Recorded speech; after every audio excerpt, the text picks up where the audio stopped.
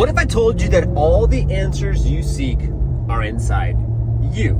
Just give me a second, come from an open state of mind, and hear me out. See, they say things like in the book that, and don't get me wrong, the book's amazing. And if you know the book, you know it's amazing. And I want to go a little bit deeper in the concepts of idealization.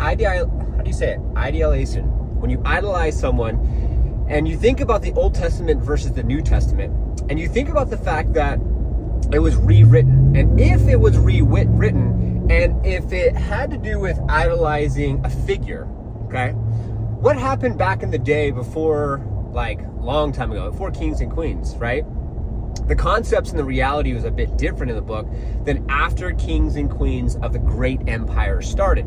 So if you think about the fact that if it was the Old Testament to the New Testament was rewritten, could there have been a possibility with the New Testament that they wanted to put emphasis on making sure you and I and our ancestors wanted to, or they needed to have them idolize something outside of themselves? See, God is one thing, Jesus Christ is another. And I'm not here to tell you anything's right or anything's wrong. I'm just here to be a neutral party, to give you a different concept, to give you a different perspective, and go with your intuition. How does this make you feel? Because at the end of the day, if you're supposed to idolize something or someone outside of you, and if you give yourself to this entity, right?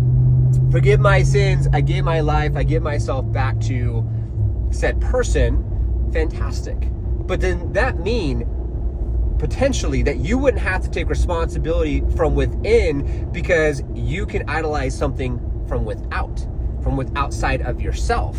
And if you were to do that and say, well, someone already gave up their life for my sins, so then I'm good, I can do what I do, and then I'm just going to say, hey, forgive me for my sins, and yada yada yada, and I'm born again.